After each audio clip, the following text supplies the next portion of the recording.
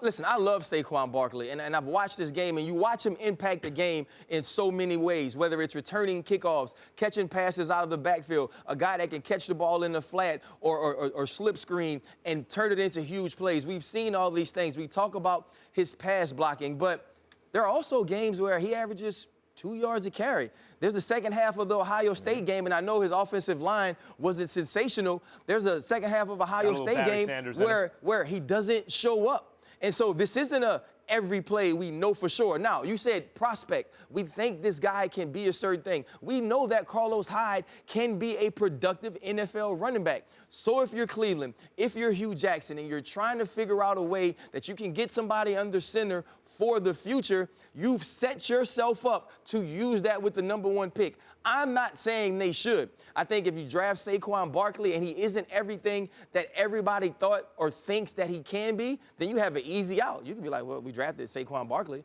I mean, this was LeBron James. I mean, everybody thought it was a sure thing. But when you're the Cleveland Browns, you're not going to do that because you've seen the shirts, you've seen the fans write the 17 million quarterback names down the side of their jersey trying to find a quarterback. And I feel like that's what they're going to do. Let me, in the interest of full disclosure, let me confess to the both of you that I got a couple of calls yesterday from a couple of former members of the Cleveland Browns who will remain nameless. And what they talked about was the fact that, blockers don't make great running backs. Great running backs make an offensive line. They make blockers look actually better than what they are from time to time. And they pointed out the fact that, again, Cleveland, who's the one guy that's been synonymous with Cleveland Browns lore for decades? It would be the great Jim Brown. Now, that was obviously a long time ago.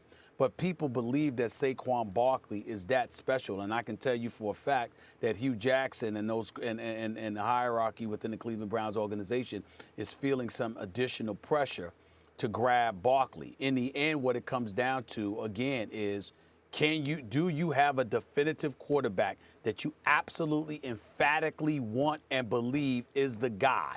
If that is the case, then of course you're going to take a quarterback. But if Cleveland has any trepidation whatsoever, along with the fact that you have the #4 overall pick, which means one of those guys is going to be there, then I don't know if they can get away passing on Barkley in this particular situation. Especially with Ryan, with Carlos Hyde, you can always move him along with some additional picks or whatever to get your hands on another quarterback.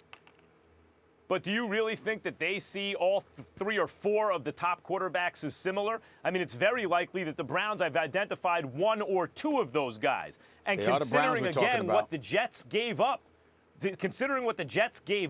to move up to 3, what the Giants might be able to swap first-round picks with Buffalo and get next year's first-rounder from Buffalo and get some other draft picks from Buffalo to swap positions. And if Buffalo is sitting there, best believe 2 quarterbacks are going to be gone before the Browns pick again. And by the way, Hugh Jackson was on mornings today with at ESPN LA Radio, Stephen A., Keyshawn and George and LZ in the morning. He was on today saying that they need to draft a quarterback.